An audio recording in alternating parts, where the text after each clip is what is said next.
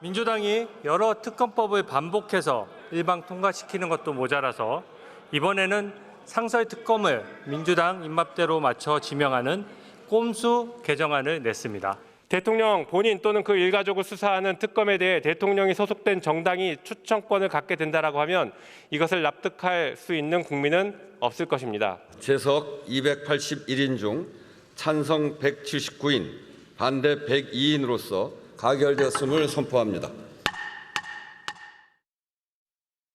통과가 됐거든요. 화면 좀 보겠습니다. 이게 규칙을 바꾼 건데 이 핵심은 이렇습니다. 바꾼 내용은.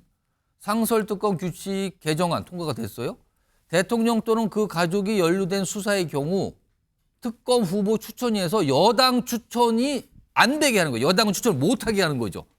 그럼 야당 위주로 추천이 되는 거거든요. 이게 통과가 됐어요. 이제 민주당이 주도한 거죠. 이게 오늘 하나 국회 통과된 거 있고요. 그리고요. 요 비슷한 시가 민주당에서 뭔가 설명을 내놨는데 감사원장 탄핵 얘기가 나왔습니다. 들어보겠습니다. 감사원장 탄핵 보고를 12월 2일에 할 예정입니다. 검사 탄핵과 함께 추진하는 것으로 당 입장이 정리됐습니다. 사유는 여러분들 짐작하듯이 그 대통령 관저 감사와 관련된 여러 가지 문제들, 그리고 이번 국감 과정에서 자료 미제출 등등 국회 증감법 위반 소지들이 다분해서 탄핵을 하는 것으로 이렇게 당 입장을 정리했습니다.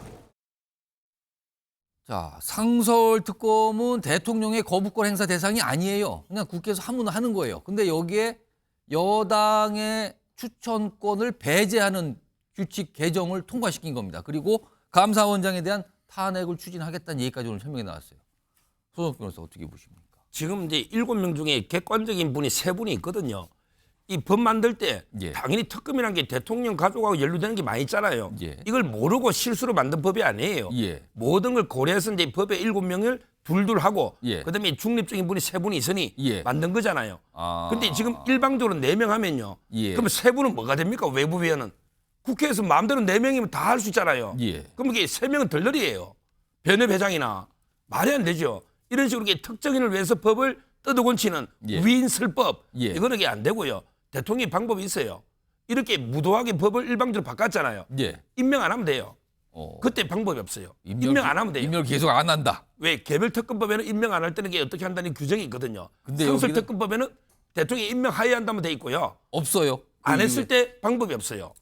그러니까 제 말은 이게 이렇게 무도하게 법을 일방적으로 바꿀 때 예. 대통령이 임명 안 하면 그럼 이게 탄핵한다고 할 수밖에 없을 거예요. 예. 왜? 방법이 없거든요. 저는 이렇게 대응하는 이 정당방위라 보고요. 그다음에 감사원장도 그래. 민주주의가 왜 무너집니까? 민주주의라는 게 모든 국가기관들이 예. 권력을 좀 자제해가면서 관용적으로 이래야게 유지돼요. 예. 국회가 탄핵권이 있다 해서 마음대로 그냥 모든 사람 다 탄핵하겠다. 대통령, 총리, 장관, 감사원장, 검사, 판사 예. 이렇게 탄핵권이 있다 해서 마음대로 하면 이게 민주주의가 유지되겠습니까? 지금 탄핵이 몇 명입니까? 한 명도 이긴 적도 없어. 예. 전부 9대0이야. 예. 거기에 이런 무분별한 탄핵에 대해서 손해배상이나 반드시 책임을 물은 이게 있어야 됩니다. 재판 검사가 기소했는데 계속 무죄가 나. 그러면 예. 이게 검사 징계해야죠. 이 국회의원들에게 책임을 저는 반드시 물어야 됩니다. 자, 김상희 평론가는 상설특검 규칙을 바꾼 거, 여당을 배제하는 거죠. 네. 그리고 감사원장 탄핵 추진 어떻게 봐야 될까? 이걸 일반화해서 얘기하기가 굉장히 힘든 상황이라고 봅니다. 예. 일반화해서 얘기하면 안 하는 게 좋죠. 저런 건 안 하는 게 좋습니다. 근데 일반화하기가 굉장히 어려워요. 왜? 국민적 의혹이 있는 사건이 있어요. 예. 그리고 그 특검이 좀 무리하게 진행이 된다는 과정이 있었습니다. 그래서 그거를 민주당이 그러면은 다 받아들여 가지고 합리적인 걸로 당신들의 입장을 다 받아들여서 대법원장이 추천을 하게 했다고 해서 특검안을 냈어요. 예. 그거마저 거부를 합니다. 뭘 하죠? 더더군다나 대통령은 예. 이 행정부 중심 국가에서 최고의 권력자예요. 예. 이 최고의 권력자를 수사해야 되는 거예요. 그러면 그 중립성을 담보하는 게 되게 중요해요.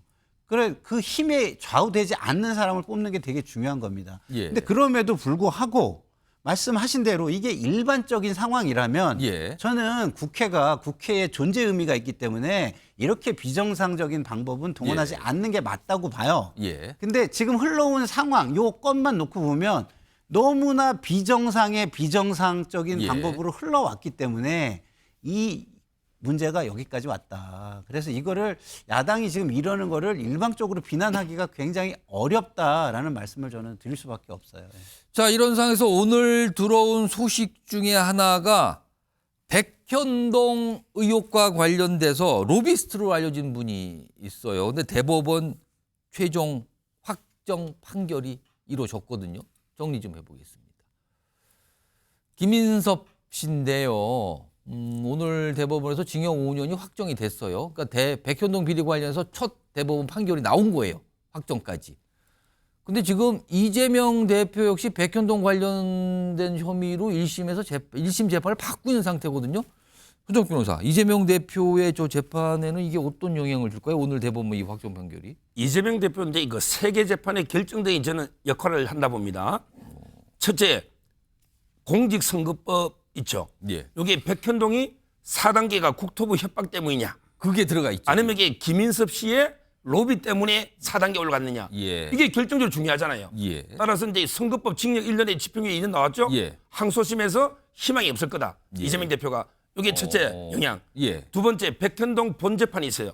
대장동 위례 백현동 FC. 예. 거기에 200억 배임이 돼 있습니다. 예. 거기에 성남도시개발공사가 빠지면서 200억 배임이 돼 있거든요. 예. 근데 왜 뺐냐 말이에요. 이것도 김인섭 씨가 들어오면서 유동규 본부장이 있는 도시개발공사 빠지는 거예요. 따라서 이제 그 본재판 백현동의 배임 재판. 예. 거기에도 당연히 영향을 주고요. 중요한 게 세 번째를 잘 언급 안 하는데 어떤 겁니까? 이번에 무죄 받은 위정교사 있죠. 예. 김진성 씨가 위정했죠. 예. 근데 김진성 씨가 누구냐? 바로 그 김인섭 씨하고 백현동 사업을 같이 한 예. 동업자입니다. 예. 정바울과 김인섭을 속이시는 게 김진성이에요. 위정한. 예. 그러면 이게 그 이번에 판사 판결문에 위정의 동기가 없어요. 김진성 씨가 왜 위정을 했나? 예. 바로 이게 백현동 사업하는 와중에 이재명 도지사가 계속 압박에 가깝게 4번이나 전화하니 예. 어쩔 수 없이 백현동 사업하다 보면 위정 안 할 수가 없잖아요. 그 동기 부분에서 아주 결정적으로 중요합니다. 따라서 저는 이번에 그 판결이 세 가지 미점에서 이재명 대표의 사법 리스크에 결정적인 영향을 준다. 이렇게 보고 있어요. 그러니까 대법원까지 확정이 됐는데 향후에 이재명 대표가 받고 있는 재판에 어떤 영향을 줄까? 사실 이쪽에 관심이 더 쏠렸어요. 이 재판이 결과가 알려지면서요. 알겠습니다. 이 내용도 좀 기다려봐야 되겠군요.